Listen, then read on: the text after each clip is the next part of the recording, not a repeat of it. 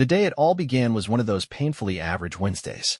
The kind that's so aggressively mediocre it almost dares the universe to spice things up. I was 3 months into a new job, which meant I still cared enough to pack lunch and pretend I understood the printer settings. My lunch, same as always, was a tuna salad sandwich, a sad apple, and a protein bar that had more fiber than flavor. I wrapped it in a paper towel, shoved it into the shared office fridge, and went about my morning pretending spreadsheets were exciting. Come noon, I was starving. I marched to the break room, opened the fridge, and grabbed my sandwich from the middle shelf, right where I left it. I took it back to my desk, unwrapped it, and took a big, confident bite. And that's when everything started to go wrong. First, it wasn't tuna. It was chicken. Not my usual chicken either. This had a spicy kick, mayo, and was that pickled jalapeno? Definitely not my sandwich. But here's the thing, it was delicious. Like, eyes rolling back in my head good. Easily the best sandwich I'd ever had. I was halfway through it before the guilt kicked in. I checked the fridge.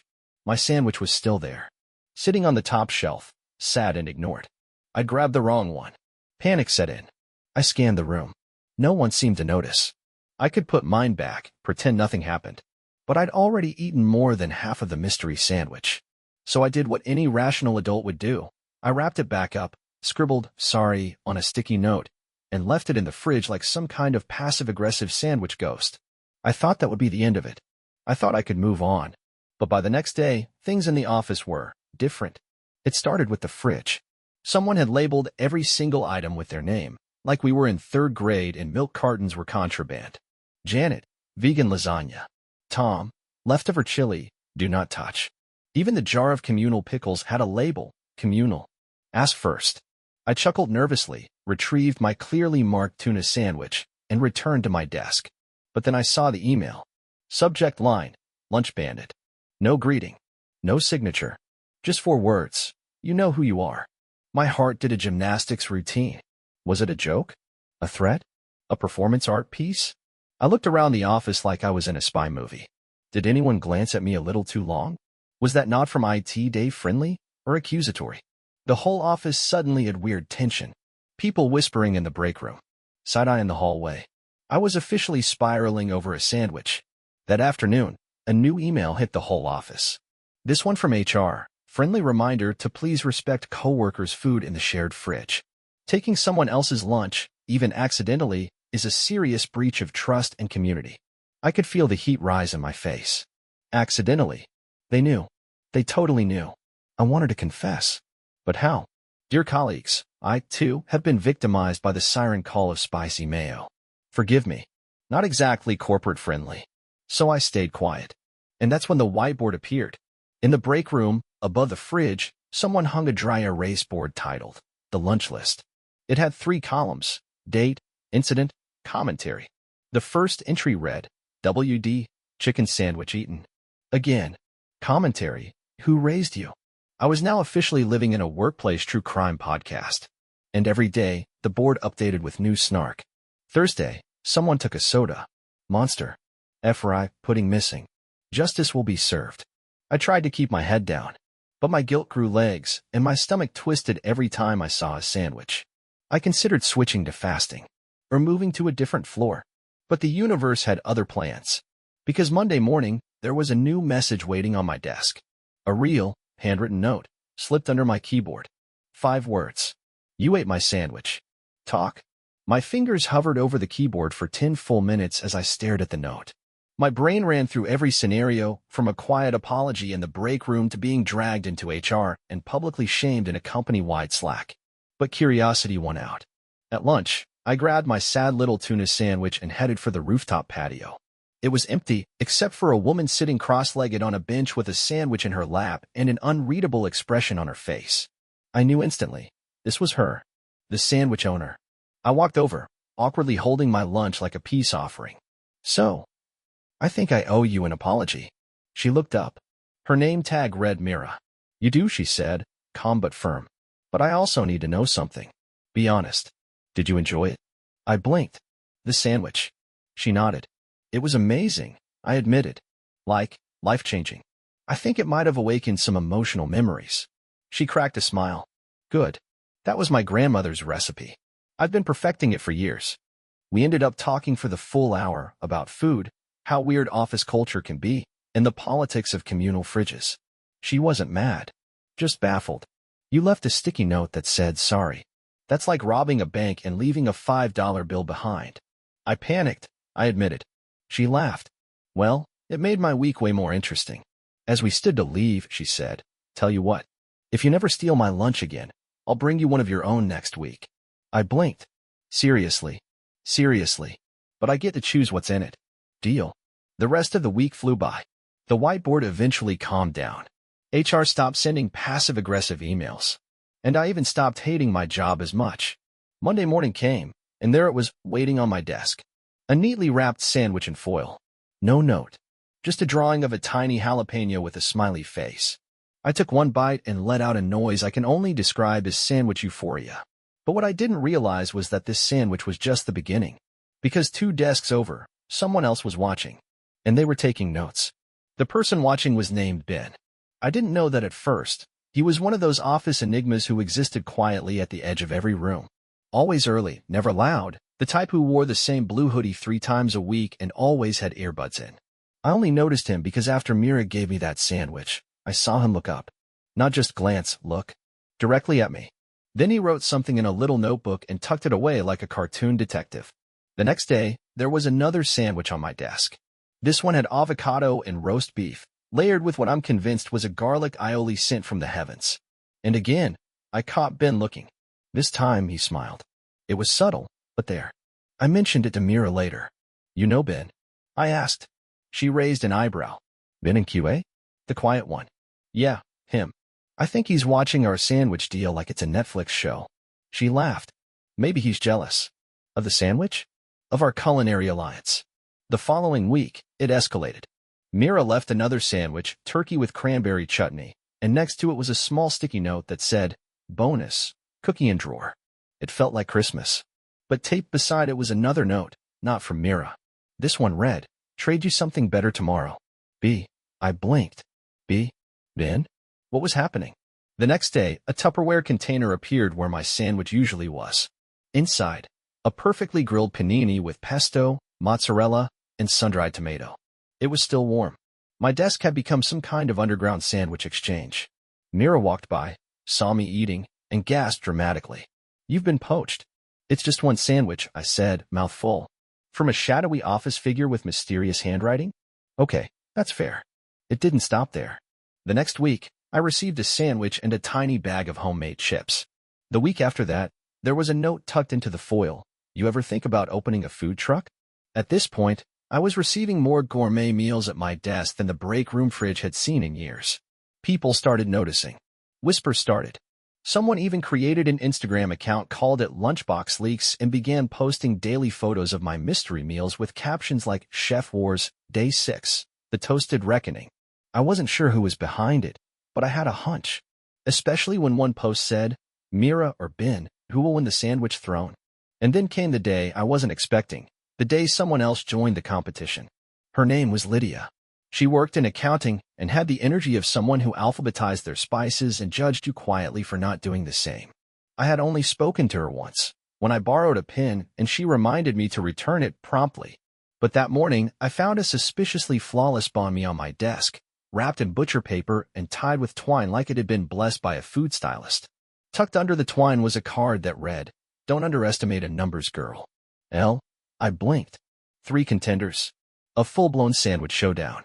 Mira walked by, saw the new lunch, and raised an eyebrow. "That's not mine," she said. "I didn't think so." "Ben?" "Nope." "Lydia?" "Accounting Lydia?" Apparently she moonlights as a sandwich sniper. Mira burst out laughing. This is getting wild. And she wasn't wrong. Suddenly, every day was a mystery. One day it was a ciabatta stacked with grilled veggies and a mysterious sauce that tasted like smoky magic. The next, a Cuban with slow-roasted pork and mustard that made me briefly black out in bliss. And each meal came with a signature. A note. A challenge. Bet Ben can't top this. L, or today's flavor, victory. B. Mira didn't back down either. She stepped up her game with a chicken katsu sandwich that made my eyes water from joy, not spice, and a homemade focaccia she'd just whipped up the night before. The entire office knew what was happening now. People started betting on who would win the sandwich showdown, which had become the unofficial name for whatever I had started by being hungry and careless one Wednesday afternoon. The whiteboard transformed again. Now it featured running commentary on my lunch. Day 14. Spotted heirloom tomatoes. Who even are these people? There was even a Google form going around called Rate That Sandwich. I wish I was kidding. I wasn't even in control of my own lunch anymore. One day I tried to bring my own food, simple turkey on rye, and I found it replaced by a post-it that read, "You deserve better. See drawer." In the drawer? A turkey and brie melt with caramelized onions. I was living in a 5-star lunch fever dream. But as the sandwich arms race escalated, so did the pressure. Because one morning, HR called me into a meeting. And what they said nearly made me choke on my croissant. This has become a workplace distraction. We need to talk about sandwich neutrality. Sandwich neutrality? I repeated, trying not to laugh, choke, or cry. The HR rep, an overly enthusiastic woman named Claire, nodded gravely. It's causing division. We've received complaints from employees who feel excluded from the sandwich discourse. Also, someone tried to bribe an intern for sandwich spoilers. That feels dramatic. It's in writing, Claire said, holding up an actual complaint form that read, "I don't know who's feeding this guy, but it's starting to hurt morale. Why does he get brioche and I get dry ham?" I blinked. "So, what do you want me to do?" "We need you to scale it back. Maybe go sandwich-free for a while. Or switch to something less provocative. Like soup." "You want me to switch to soup?" I said flatly. "Just until the lunch climate stabilizes." I nodded slowly, left the office, and immediately texted Mira, "I've been soup sanctioned." Her response, "This aggression will not stand." That afternoon, a thermos appeared on my desk with a note. "Fine. Soup. But it's the best soup you've ever had." It was. It was a creamy roasted tomato bisque with a mini grilled cheese skewer balanced on top like a garnish from a 5-star restaurant. The next day, Ben retaliated with a miso ramen kit, complete with chopsticks, seaweed, and instructions written in calligraphy. Lydia upped the ante with butternut squash soup and a homemade sourdough roll the size of a grapefruit. Soup neutrality was officially off the table. The whiteboard updated again. Day 17. Soup wars. Who knew bisque could be this personal? Claire from HR called me back in. "Didn't we talk about this?" "You said soup." "I didn't mean competitive soup," she whisper-yelled. But by now, it was bigger than me. There were fans, bets, an office bracket someone had made in Excel titled March Ladness. Then came the moment that changed everything. I was at my desk, mid-sip on Lydia's minestrone, when a man in a sharp navy suit approached. "You the lunch guy?" he asked. "I guess.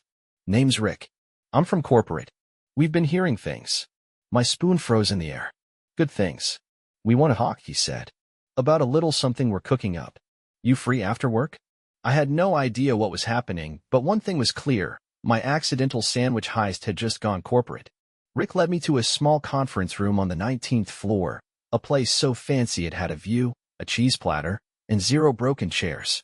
He closed the door, leaned against the wall, and crossed his arms like a man who had eaten many important lunches. "We've been watching this whole sandwich situation unfold," he said. "And while it's wildly unorthodox, engagement's up. People are interacting across departments. Cross-functional collaboration is at an all-time high. Morale? Through the roof." I blinked. "Because of sandwiches?" "Not just sandwiches," he said, grinning. "Ritual. Anticipation. A shared sense of drama. You accidentally created the closest thing to office culture this place has ever seen." That feels like an exaggeration. Our CEO used the word legend. Okay, wow. Which is why we want to propose something. He slid a folder across the table. Inside, mock-ups, graphics, a title, Lunch Legends, an internal culinary experience. "You want to formalize the sandwich war?" I asked. "Not a war. A program. Office-wide. Rotating lunch pairings. Friendly competition. Spotlights on people's creations. You'll host. Curate. Taste. Build buzz. We call it the flavor facilitator." I almost choked on an olive. "You want me to be the flavor facilitator? It comes with a stipend," Rick added, as if that would help. It did. I walked out of that meeting with a new side gig, a promotional flyer draft, and a mild identity crisis. That night I told Mira, who laughed so hard she cried. "You've gone from lunch thief to lunch czar." "I didn't ask for this power," I said. "But you accepted it," she grinned. The next morning, a new laminated poster appeared in the break room. Introducing Lunch Legends, a celebration of office flavor. Hosted by your very own flavor facilitator. Coming soon. People clapped when I walked by. Ben gave me a respectful nod. Lydia winked. Claire from HR just handed me a folder and said, "At least now it's policy." And then, of course, the CEO emailed me directly. Subject: looking forward to seeing what's next. I stared at the screen, sandwich in hand, wondering if I had officially peaked, or if things were about to get a whole lot weirder. The first official Lunch Legends showdown happened on a Thursday. Theme: Global Favorites. I was armed with a clipboard, a laminated badge that said Flavor Facilitator, and a whistle I used exactly once before someone in HR told me to never do that again. The competitors? 3 departments, each submitting one signature dish. Mira represented marketing with a Korean barbecue wrap that made my eyes well up, from joy or spice, unclear. Ben threw down for QA with a shawarma pita that transported me to another emotional plane. Lydia, unsurprisingly, entered the ring with an intricate sushi burrito that came with hand-rolled pickled ginger roses. People gathered around like it was the Super Bowl. Claire from HR reluctantly agreed to be a guest judge for documentation purposes, and Rick handed out branded scorecards. Someone in IT brought a boombox and played epic theme music. I never thought I'd utter the words, "Lydia wins by 1 bite margin," but here we were. The sushi burrito took the title. Mira was a good sport. Ben demanded a rematch. I was already being asked when the next round was. Something had shifted in the office. People who barely nodded in the elevator were now arguing over spice levels and sandwich structures. Teams collaborated just to brainstorm recipes. And somehow, despite the madness, productivity spiked. I started getting messages like, "Thanks for bringing joy to Q4, and the jerk chicken changed my life."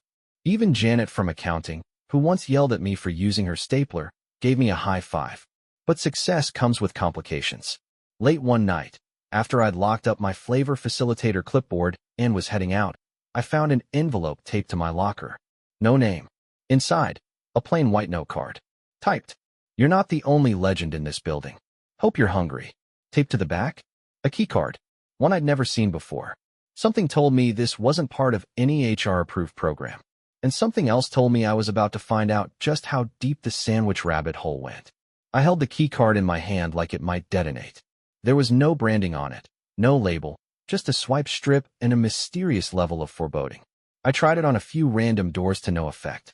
Then I passed the stairwell and remembered that one time someone mentioned a closed 21st floor. Officially, our building only had 20, but there was a 21 on the elevator panel, unlit, always inactive. Out of curiosity, I took the stairs. The door at the top was unmarked. I swiped the keycard. A green light. Click. The door opened.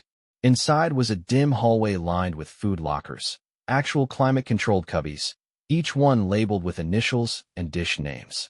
At the end, a large table sat under a warm pendant light, covered in menus, flavor journals, and what looked like. Was that a dehydrator? A man looked up from a spiral-bound notebook. "Ah," he said.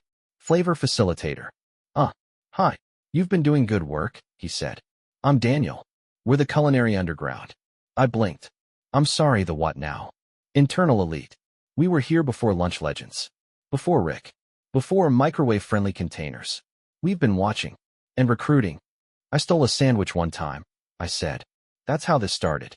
"That's how it always starts," he said, sliding a document across the table. "We'd like to sponsor the next competition. Consider it a partnership." It was a proposal, budget, catering connections, custom signage, even a signature cocktail. "Wait, is this the food speakeasy?" "More of a flavor syndicate," he said. "We don't need credit. Just the thrill of watching flavor flourish." I wasn't sure if this was the weirdest day of my life, or just Thursday now. I signed the form. When I left the 21st floor, the door locked automatically behind me. Mira was waiting at my desk. "Where were you?" she asked. "Getting recruited," I said. "By the sandwich Illuminati." She blinked. "I'm sorry." I handed her the proposal. She read it. "Well then," she said, "guess we're leveling up." With the Culinary Underground backing the next round, things escalated quickly. Rick approved the budget like it was Monopoly money. We had banners. We had mystery ingredients. We had a sign-up sheet with more names than our holiday party RSVP list. The theme was childhood favorites, reimagined. I emceed from the break room window ledge, clipboard in hand, as Lydia presented a gourmet take on Lunchables that included house-cured turkey coins and artisan crackers. Mira made a nostalgic grilled cheese with a tomato bisque foam that had people questioning the meaning of comfort food. Ben arrived in full costume, dressed as his childhood self, and served a deconstructed spaghetti-o dish in tiny glass jars. It was ridiculous. It was beautiful. It was chaos. And somehow, I was in charge of it all. After the judging, Ben won, mostly for commitment and the jar thing. I got a tap on the shoulder. Claire from HR. She looked pale. You need to come with me, she said. Now. I followed her through a maze of cubicles and elevator rides until we reached the legal department, somewhere I hadn't been since my onboarding paperwork. Inside the conference room sat a woman in a dark blazer and an expression that could curdle yogurt. We've had a complaint, she said. From corporate legal. About the sandwiches? About what your event has evolved into. Competitive culinary programming, undisclosed prize awards, unauthorized third-party sponsorship. Are you aware you've created a fully unregulated food competition series inside a corporate entity? I blinked. I think so. She sighed and slid a folder across the table. This is a cease and desist for Lunch Legends. You're to suspend all activities effective immediately. My mouth went dry. But people love it. Morale's never been higher. Claire said so. Claire, to her credit, nodded solemnly. He's not wrong. But Blazer Lady wasn't having it. It's not about feelings. It's about liability. What if someone gets food poisoning? Or sues over sandwich bias? Sandwich bias? We're not getting into it. I left the room in a daze. The break room was quiet. The board was blank. My clipboard felt suddenly heavy. Lunch Legends was over. Or so I thought. The underground revolt started with a post-it note. Just 4 words, stuck to the break room coffee machine. Long live Lunch Legends. Below it, a perfect sketch of the original sandwich I stole. It spread like wildfire. Mira sent me a picture of the note on Slack, followed by ready when you are. I wasn't sure what that meant, but the next day, she showed up in a chef's coat. Lydia wore an apron that said regulated this. And Ben? Ben brought a whiteboard that simply read, Flavor doesn't die. People started bringing in lunches again. Quietly. Subtly. A thermos slipped across a desk. A sandwich passed under a spreadsheet. I found a tiny cupcake inside my desk drawer with a note that said, illegally delicious. It wasn't a full-scale reboot. It was resistance. Food resistance. And then one afternoon, I got a calendar invite. No subject. Just an empty conference room. 3rd floor. I went. Inside were 10 people I barely knew from across departments. The guy from facilities. Someone from payroll. Even the mysterious twin receptionists, who spoke in tandem once and never again. They'd all brought food. This is a shadow match, one said. A rogue round. You're still the flavor facilitator, right? I thought I was shut down. You were, she said. Now you're underground. I judged with honor. They served with flair. It was the most illegal potluck in corporate history. Word spread fast. Soon every floor had a code name for their lunch group. The elevators were filled with hushed sandwich chatter. A file circulated titled Rebel Recipes, for internal use only. Mira and Lydia helped organize a spreadsheet for scheduling.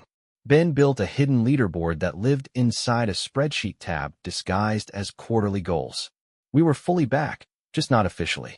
Rick sent me an emoji-only message. Sandwich plus sunglasses plus explosion. Translation, approved. Legal sent another cease and desist. We framed it. And one morning, when I opened my locker, I found a new badge. Engraved. All caps. Chief Flavor Officer.